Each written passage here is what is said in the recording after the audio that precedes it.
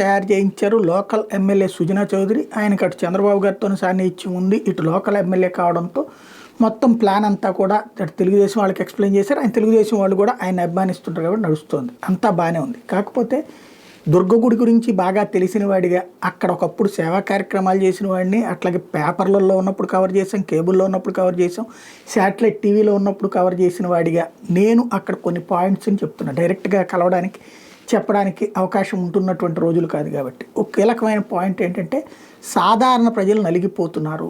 దసరా శరన్నవరాత్రులకు అసలు పైకి వెళ్ళే అవకాశమే లేకుండా పోతుంది. ఇదివరకటి రోజుల పద్ధతిని మళ్ళీ తీసుకురావాల్సిన అవసరం ఉంది. అక్కడ కొండ మీదకి వెళ్ళేటప్పుడు ఇదివరకు 2 రకాలైన మెట్లదారులు ఉండే, అటు మన మల్లికార్జున స్వామి టెంపుల్ వైపు నుంచి ఉండేది, ఇటు పక్కన ఇంకొక వైపు నుంచి మెట్లదారు ఉండేది, బ్రాహ్మణ వీధి వైపు నుంచి. ఈ 2 మెట్లదారిలో నుంచి పైకి వెళ్ళేవాళ్ళు. పైగా మళ్ళీ ఈ ఏదైతే బస్సులు తిరిగేటటువంటి రూట్ ఉందో ఆ రూట్లో నుంచి కూడా, ఘాట్ రోడ్లో నుంచి కూడా నడిచి వెళ్ళడానికి అవకాశం ఉండేది. ఈ ఘాట్ రోడ్ నుంచి వెళ్ళినటువంటి వాళ్ళు టికెట్ దర్శనాలు 50 రూపాయలు, అప్పట్లో 50 అనుకోండి, 50 రూపాయలు, 50 రూపాయలు ఆ దర్శనం టికెట్లు, 5 రూపాయల టికెట్లని ఇట్టించి అయితే ఫ్రీ దర్శనం టికెట్ వాళ్ళు అట్టించి వచ్చేవాళ్ళు దసరా అప్పుడు. సరే కాలక్రమంలో మార్చారు, అంతా బాగుంది. ఇప్పుడు ఎంత దారుణం అంటే పైకి లిఫ్ట్లో వెళ్ళాలి. ఆ లిఫ్ట్లు ఏమో 3, 4 ఉంటాయి, అందులోనేమో వాళ్ళకే సరిపోతుంది, నానా తిప్పలు పడాలి.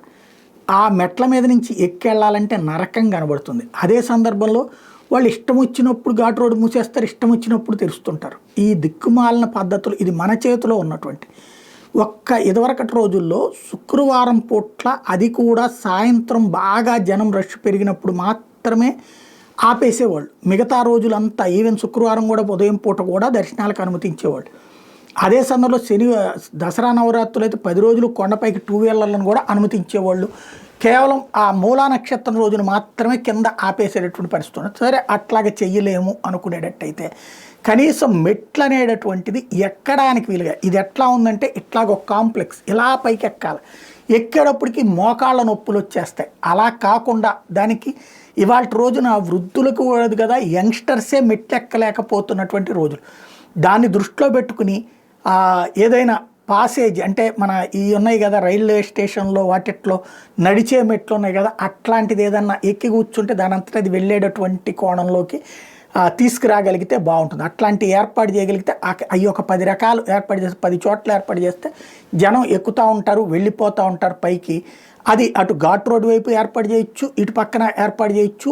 ఆ విధమైనటువంటి సదుపాయాన్ని కల్పిస్తే కనుక భక్తులు అటు సుజనా చౌదరి గారిని ఆశీర్వదిస్తారు, అటు పక్కన ఏదైతే దేవుడి సన్నిధిలో పనులు చేస్తున్నటువంటి వాళ్ళని ఆశీర్వదిస్తారు. అదే సందర్భంలో అడ్డదిడ్డంగా ఛార్జీలు వసూలు చేస్తున్నారు. ఒకప్పుడు హారతి ఉచితం, ఒకప్పుడు ఖడ్గమాల పూజ ఉచితం, ఇవాళ రోజున అన్నిటికీ అడ్డదిడ్డంగా వసూలు చేస్తున్నారు. ఆ ఛార్జీలను తగ్గిస్తే భగవంతుడి కృప మీకుంటుంది. ఒకసారి ఆలోచించుకోండి.